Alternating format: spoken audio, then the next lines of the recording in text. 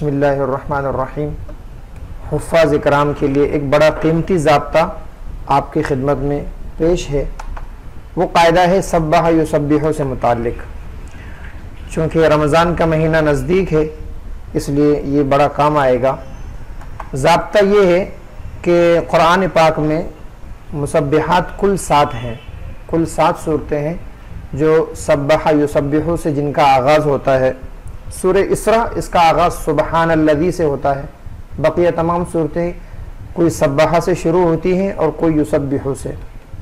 اس سلسلے میں ضابطہ یہ ہے کہ جس صورت کے نام کے پہلے حرف میں نقطہ ہو وہ یسبح سے شروع ہوگی ورنہ سبح سے۔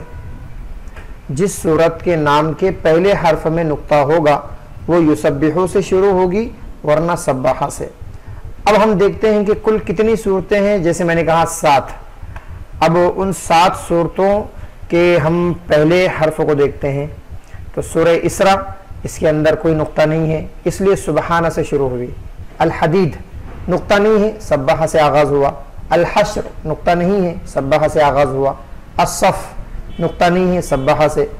الجمعہ جو سورہ جمعہ ہے چونکہ پہلے حرف میں نقطہ ہے جیم میں تو اس کا آغاز یسبح سے۔ التغابن پہلے حرف میں نقطہ ہے تا میں تو اس کا آغاز بھی یسبح سے ہوگا۔ اور 7ویں صورت ہے الاعلی، چونکہ اس کے اندر بھی نقطہ نہیں ہے تو اس کی شروعات بھی سبح سے ہی ہوگی۔